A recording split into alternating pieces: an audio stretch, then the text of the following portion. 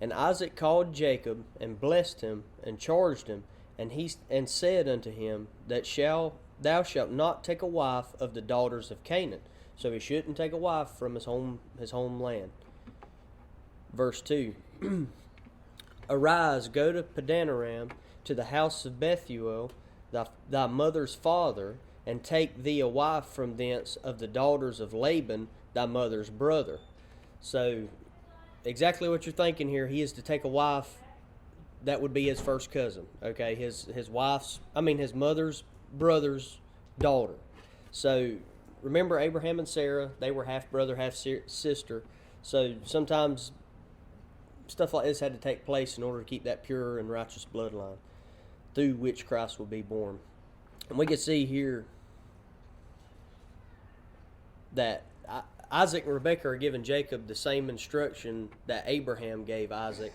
And if you look here, Genesis chapter 24, verses 3 and 4, and it reads, And I will make thee swear by the Lord, the God of heaven and the God of the earth, that thou shalt not take a wife unto my son of the daughters of the Canaanites, among whom I dwell, but thou shalt go into my country and to my kindred, and take a wife unto my son Isaac. So Jacob's kind of following in that same path that Isaac had, following that same bloodline, same commandment. So Genesis 28, verse 3. And God Almighty bless thee, and make thee fruitful, and multiply thee, that thou mayest be a multitude of people. Verse 4. And give thee the blessing of Abraham to thee, and to thy seed with thee, that thou mayest inherit the land wherein thou art a stranger, which God gave unto Abraham. So Isaac reiterating that blessing that he's passing down to Jacob. He's reiterating that same covenant that we'll see here in Genesis 13, verse 15. For all the land which thou seest, to thee will I give it, and to thy seed forever and ever. So he's reiterating that same covenant that he's given to Jacob that he inherited from Abraham. Now Abraham inherited from God. So back to chapter 28, verse 5. And Isaac sent away Jacob, and he went to Padanaram unto Laban, son of Bethuel the Syrian, the brother of Rebekah, Jacob's and Esau's mother. So reestablishing that genealogy, just illustrating again what the purpose was for him to leave. Verse 6. When Esau saw that Isaac had blessed Jacob, and sent him away to Padanaram to take him a wife from thence, and that as he blessed him, he gave him a charge, saying, Thou shalt not take a wife of the daughters of Canaan. Verse 7. And that Jacob obeyed his father and his mother, and was gone to Padanaram. And Esau, seeing that the daughters of Canaan pleased not Isaac his father. So Isaac's outside looking in, seeing the commandments that are given to Jacob, and he's saying, hey, him not taking a native wife here is pleasing his father and his mother, Rebekah and Isaac. Verse 9. Then went Esau unto Ishmael, and took unto the wives which he had Mahalath, the daughter of Ishmael, Abraham's son, the sister of Nabahoth, to be his wife. So when I first read this is a good example of why it's important for more than one person to study together. Because when I first read this verse in particular, it was, okay, Esau's continuing to try to honor his father, honor his earthly father, Isaac, trying to please him. But James pointed out a statement in this verse that I completely missed when it says, and took unto the wives which he had.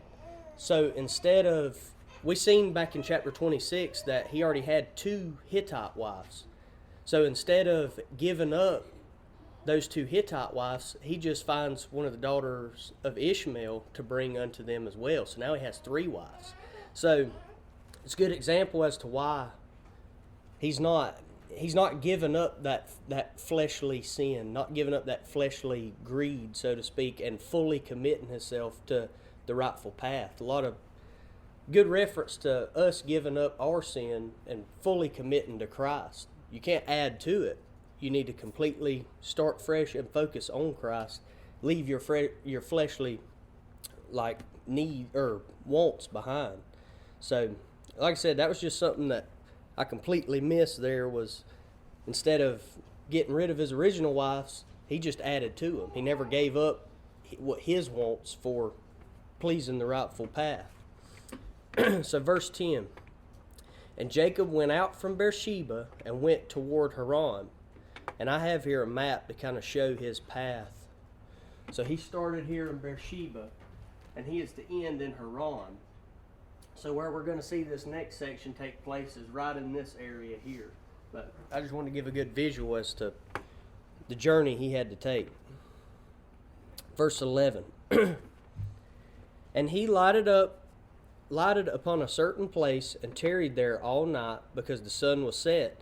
And he took of the stones of that place and put them for his pillows, and lay down in that place to sleep. So me and James and Papa had this conversation. When I first read this verse, I kept getting stuck on, why would you use stones as pillows? Why wouldn't you just lay on the ground, right? Well, when you translate that word pillows, it translates to marashah, which is properly a headpiece that is at or as a headrest. So Pastor Murray illustrates this, what's going on here, pretty good. So he's in this place by himself, this foreign place. So he takes these stones, and marashah meaning at or as a headrest. So most likely he surrounded himself while he was laying down to go to sleep with these stones to protect him, to hide him, to, keep him away from danger, so to speak. So, and we'll see why that plays an important role. But I couldn't get over the fact, I was like, why wouldn't you just lay on the ground? Why would you sleep on a rock? But anyway, we'll see what takes place with that. So verse 12. And he dreamed, and behold, a ladder set up on the earth, and the top of it reached to heaven, and behold, the angels of God ascending and descending on it. So dreams and visions were very common in this time period for divine communication. So this description of Jacob's dream, a ladder set up on the earth, reached to heaven. We're going to see later on that there was a false mimic of this dream, the Tower of Babel. So this is not what this is. This is Jacob's dream communicating with God, but mankind's pride kind of takes over, and that's where the Tower of Babel comes into play. But we'll see that later on. But verse 13. And behold, the Lord stood above it and said, I am the Lord God of Abraham thy father, and the God of Isaac. The land wherein thou liest, to thee will I give it, and to thy seed. Verse 14. And thy seed shall be as the dust of the earth, and thou shalt spread abroad to the west, and to the east, and to the north, and to the south. And in thee and in thy seed shall all the families of the earth be blessed. This is God just repeating that covenant that was passed down. Same verbatim covenant from Abraham down to Isaac, now passed on to Jacob. And this is from God. This is a vision from God to Jacob. Verse 15. And behold, I am with thee, and will keep thee in all places whither thou goest, and will bring thee again into this land, for I will not leave thee until I have done that which I have spoken to thee of. So, this being God's promise and God's prophecy, Jacob's kind of being cast out of his native land, so to speak, place where he was born. But God's just kind of giving that reassurance and reminding him that he is entitled to the land which he will be led. Don't worry about where you've been casted out from. And I say that from his parents. You will inherit where you are to be. Verse 16. And Jacob awaked out of his sleep, and he said, Surely the Lord is in this place, and I knew it not. And he was afraid and said, How dreadful is this place! This is none other but the house of God, and this is the gate of heaven.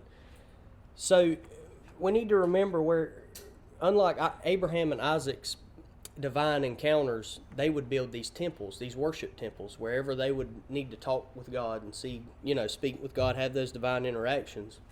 Well, it's almost like Jacob's eating his words here. Because if we read, and it's where he says, How dreadful is this place? But yet this is none other than the house of God. It's showing that, you don't have to be in a temple. You don't have to be in a church. You don't have to be. You could be anywhere and have those interactions with Christ, with God. You can speak to God wherever.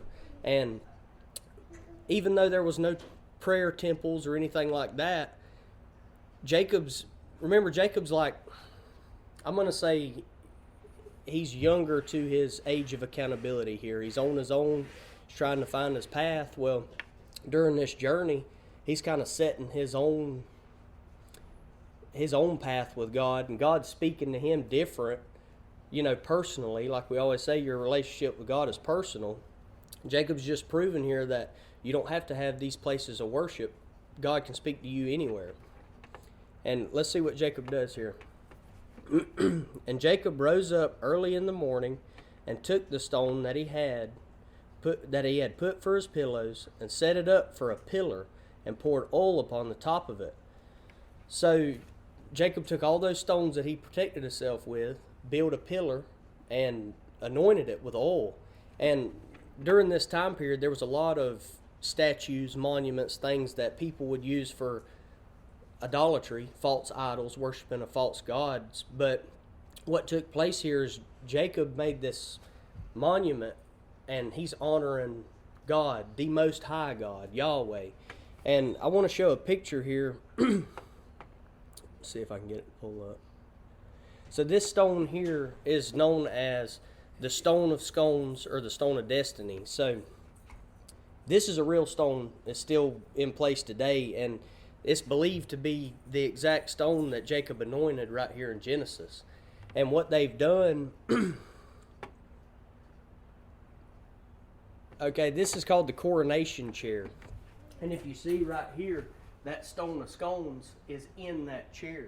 So what they do during like British monarchs, ceremony of powers and stuff, they use this kind of the same way how we'll have a president, during inauguration swear over the Bible. So during British monarchs, ceremony of powers, they'll sit in this coronation chair to kind of be a holy, how can I put that? Be like a holy talisman, a holy monument. Yeah.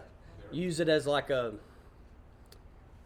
you're swearing your power over God, basically. But this is a real stone that's still being used today.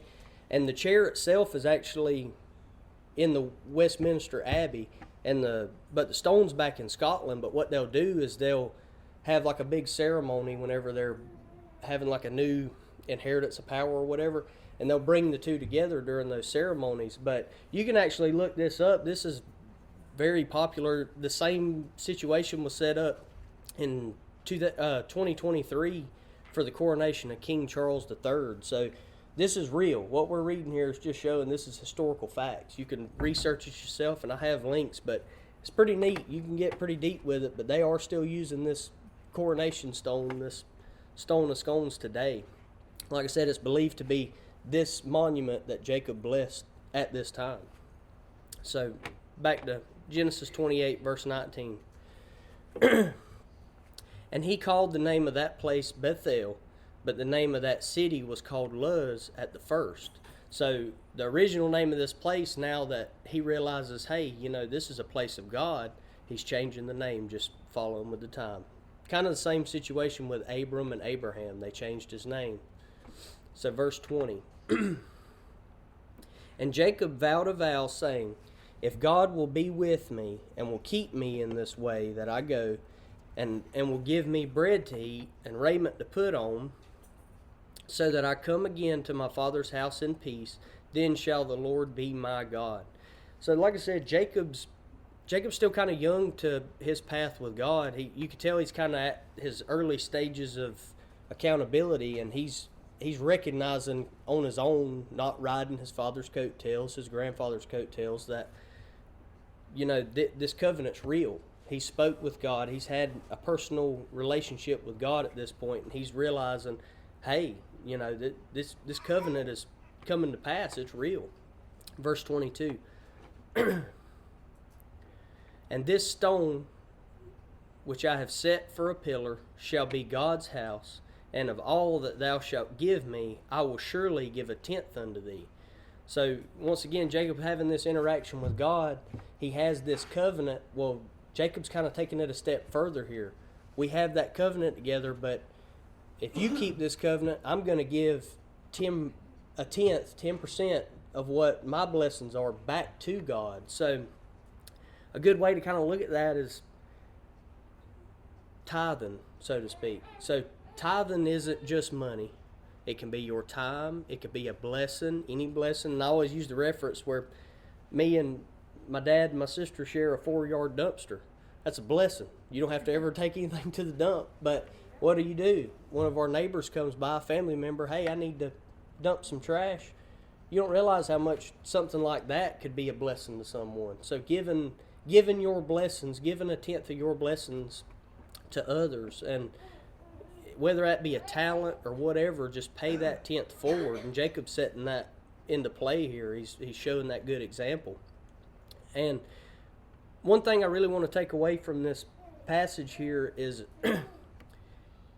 there's a lot of times where we think, what am I doing in this place? Why am I here? What is my purpose here? Well, look at what's going on with Jacob. So Jacob's in this place, and he literally says, this place is horrible. Why am I here? And then he has this dream realizing this is a place of God. So he sets a monument and basically references God with this monument, showing that you can have an interaction with God anywhere. So a little example here, I know some of you know, but me and Jasmine and Hank were coming home last Saturday from Florida.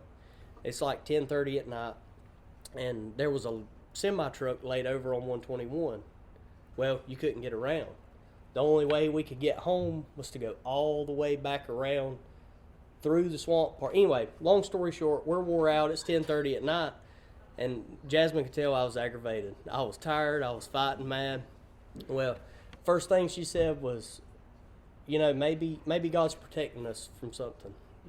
Maybe, I don't know why we're here, but we got to go this route.